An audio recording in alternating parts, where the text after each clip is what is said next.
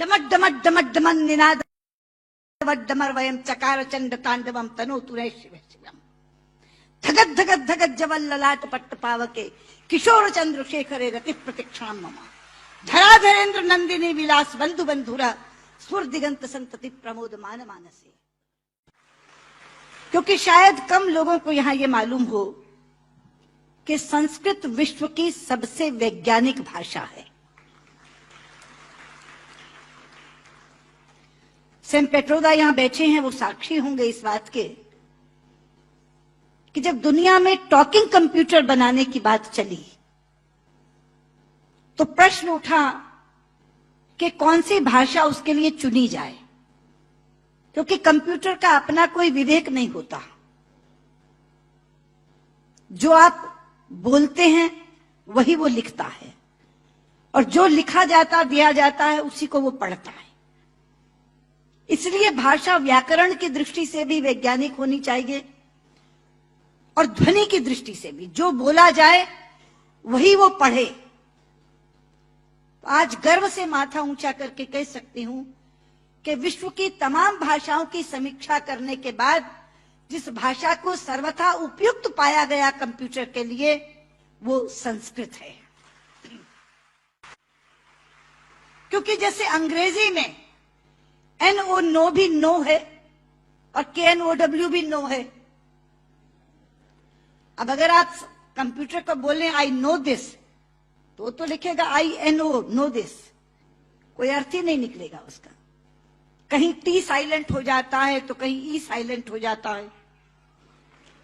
बोलते हैं लिखते हैं एंटरप्रेन्योर, बोलते हैं एंटरप्रेन्योर। वो विवेकहीन कंप्यूटर कैसे देखेगा इसको? लेकिन संस्कृत में जो बोला जाता है वही लिखा जाता है। यहां तक कि छोटी ई और छोटे ऊ की मात्रा की ध्वनियां भी अलग है। इति, यदि आपने छोटा बोला तो इति, लेकिन दही बड़ी की मात्रा बोला तो दही। तो जो बोलेंगे वो लिखेगा, जो लिखेगा वही पढ़ेगा। लेकिन केवल ध्वनि की बात नहीं, मैं संस्कृत की वैज्ञानिकता के दो उदाहरण आपको देना चाहूंगी। संस्कृत में शब्दों का इतना अपार भंडार है मित्रों कि रचनाकार अपने व्यक्तित्व के अनुसार उसको चुन सकता है। एक प्रसंग है रामायण का कि जिस समय भगवान श्री राम लंकेश पर विजय प्राप्त करने के लिए लंका जाते हैं तो भगवान शंकर की आराधना करते हैं। वो स्तुति जिसमें करते हैं वो रामचरितमानस में रुद्राष्टकम के नाम से समाविष्ट किया गया है। रुद्राष्टकम के शब्द हैं नमामि शमीशान निर्वाण रूपम विभुम व्यापकम ब्रह्म वेद स्वरूपम निजम निर्गुणम निर्विकल्पम निरीहम चिदाकाशमाकाशवासम भजे। लेकिन उसी समय श्री राम पर विजय प्राप्त करने के लिए रावण ने भी आराधना की थी, स्तुति की थी, और उसने अपना स्तोत्र स्वयं रचा था जो शिव तांडव स्तोत्र के नाम से प्रसिद्ध है। शब्द हैं डमट डमट डमट डमन निनाद डमर वयम चकार चंड तांडवम तनोतु रे शिव शिवम धगत धगत धगत जवल ललाट पट्ट पावके किशोर चंद्र शेखरे रति प्रतिक्षाम मम धराधरेन्द्र नंदिनी विलास बंधु बंधुरा स्फुर दिगंत संतति प्रमोद मान मानसे। यहां बैठे किसी एक 5 वर्ष के बालक के सामने यदि मैं केवल ये 2 श्लोक रख दूं और ये कहूं कि बच्चा ये बताओ इसमें से कौन सा रावण ने रचा होगा और कौन सा राम ने पढ़ा होगा, तो बिना कुछ जाने वो कहेगा कि डमट डमट डमट डमन ये रावण का श्लोक होगा, क्योंकि शब्द उसके व्यक्तित्व से मेल खाते हैं। और नमामि शमीशान निर्वाण रूपम राम ने कहा होगा। यह है संस्कृत की वैज्ञानिकता। एक और उदाहरण देती हूं, आप हैरान हो जाएंगे। संस्कृत के एक रचनाकार हैं दंडी। उनका एक नाटक है 10 कुमार चरितम, जिसमें 10 राजकुमारों की कथा है अलग अलग। उसमें एक कथा आती है राजकुमार विश्रुत की। प्रसंग है कि वो आखेट के लिए शिकार करने के लिए जंगल में जाता है। एक तीर आकर उनके होंठ पर लगता है और उनका निचला होंठ कट जाता है। मित्रों, इस प्रसंग के घटने के बाद कथा अनेक पन्नों में चलती है। कितने ही संवाद विश्रुत बोलता है, लेकिन दंडी ने पूरे संवादों में कहीं भी ओष्ठांग का प्रयोग विश्रुत से नहीं करवाया है। ओष्ठांग क्या है? पूरा अल्फाबेट हिंदी का जो पवर्ग है वो ओष्ठांग है। प, फ, ब, फ, म। प, फ, ब, फ, म दोनों होंठ मिलाकर बोले जा सकते हैं। अगर दोनों होंठ में से एक होंठ नहीं है तो आप प नहीं बोल सकते, ब नहीं बोल सकते, भ नहीं बोल सकते, म नहीं बोल सकते। ये पवर्ग ओष्ठांग है। तो अगर उसका एक होंठ कट गया तो उसने पवर्ग का उच्चारण कैसे किया, ये कोई भी प्रश्न कर सकता था रचनाकार से। इसलिए अनेक संवादों में कहीं भी ओष्ठांग का प्रयोग नहीं है। यह है संस्कृत की वैज्ञानिकता। लेकिन लोग आजकल कहते हैं कि संस्कृत तो बोलचाल की भाषा नहीं बन सकती, संस्कृत कभी जनभाषा नहीं रही। शायद इससे बड़ी अज्ञानता की बात कोई दूसरी नहीं हो सकती। संस्कृत जनभाषा रही है।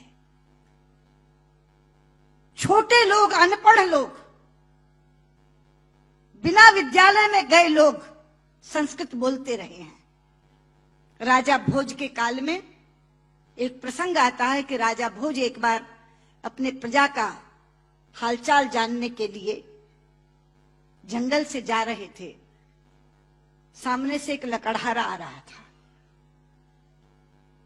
उसने लकड़ियां काटकर अपने सिर पर रखी हुई थी, पसीनों पसीन था। राजा ने लकड़हारे को देखा तो तब संस्कृत में ही बातचीत होती थी, संस्कृत ही जनभाषा थी। तो राजा ने लकड़हारे से कहा, किमते भारम बाधती, क्या ये भार तुम्हें कष्ट पहुंचा रहा है? लेकिन बाध शब्द जो है मित्रों, वो धातु है जो परस्मयी पदी नहीं चलती, आत्मनेपदी चलती है। संस्कृत में दो तरह की धातुएं हैं। परस्मयी पदी चलती है बाधती, बाधता, बाधंती, और आत्मनेपदी चलती है बाधते, बाधेते, बाधनते। बाध शब्द जो है वो आत्मनेपदी में है। तो लकड़हारा जवाब क्या देता है? भारम न बाधती राजन यथा बाधती बाधते। कि राजा, मुझे ये भार कष्ट नहीं दे रहा जितना आपके मुंह से बोला हुआ बाधती शब्द कष्ट दे रहा है, क्योंकि बाधती शब्द का अशुद्ध उच्चारण आपने किया है। ये शब्द बाधते होना चाहिए। भारम न बाधती राजन यथा बाधती बाधते। तो कौन कहता ये जनभाषा नहीं रही? ये जनभाषा रही है। लेकिन आज मैं शंकर जी से कहना चाहूंगी कि आपकी साउथ इंडिया एजुकेशन सोसाइटी पर एक जिम्मेदारी आई है, क्योंकि आज संस्कृत केवल कर्मकांड की भाषा बनकर रह गई। कल जब विश्व के लोग आएंगे और कहेंगे कि कंप्यूटर के लिए हमें संस्कृत के विद्वान दो, हम टॉकिंग कंप्यूटर बनाना चाहते हैं, तो एक विडंबना खड़ी होगी कि जिसे संस्कृत आती है उसे कंप्यूटर नहीं आता, और जिसे कंप्यूटर आता है उसे संस्कृत नहीं आती। इसलिए केवल साइटेशन संस्कृत में पढ़कर अपने कर्तव्य की तीसरी मत कर लीजिए। साउथ इंडिया एजुकेशन सोसाइटी का ये फर्ज बनता है, ये कर्तव्य बनता है कि वो ऐसे लोग पैदा करे जो संस्कृत और कंप्यूटर दोनों के परम विद्वान बने। और उस समय जब हमारे सामने ये बोध आकर के खड़ा हो, ये विषय आकर के खड़ा हो कि टॉकिंग कंप्यूटर के लिए संस्कृत के विद्वान चाहिए, तो साउथ इंडिया एजुकेशन सोसाइटी कहे, ये लीजिए हम देते हैं जो संस्कृत के भी ज्ञाता हैं और कंप्यूटर के भी ज्ञाता हैं। क्योंकि अथाह भंडार भरा पड़ा है हमारे ज्ञान का, हमारे शास्त्र, हमारे उपनिषद, हमारे ग्रंथ, और उन ग्रंथों की सोच लोगों तक पहुंची नहीं।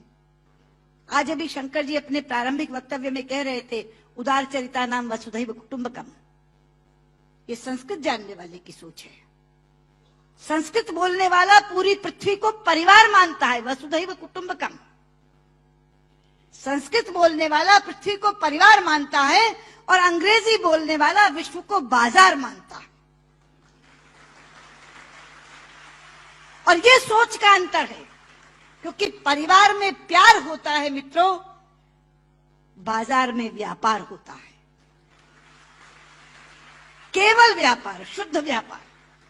लेकिन ये कौन बताएगा लोगों को कि भारतीय संस्कृति में पूरी पृथ्वी को, पूरी वसुधा को कुटुंब मानने की भावना है। सर्वे भवन्तु सुखिनः, हम तो सर्व की बात करते, सर्वे सन्तु निरामया, सर्वे भद्राणि पश्यन्तु मा कश्चित् दुर्भाग् भवेत्। सर्व के कल्याण की कामना किसने की है? लोग अपनी अपनी बात करते हैं, लेकिन ये है वो भारतीय संस्कृति जो सर्व के कल्याण की कामना करती है।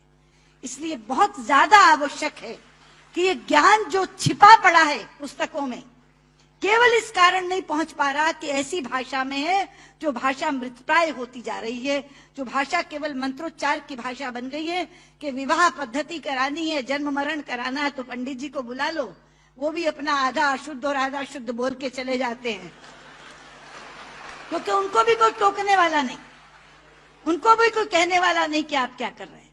इसलिए साउथ इंडिया एजुकेशन सोसाइटी पर यह जिम्मेदारी आई है, आप इस काम को करें। और मैंने अभी जब आप बैठे थे तो मैंने आपसे कहा था कि जो 2.5 लाख का पुरस्कार आपने मुझे दिया है, मैं आपको वापस करती हूं। आप इसी पुण्य कार्य में आप उसका इस्तेमाल करें और ये काम आप जरूर करेंगे।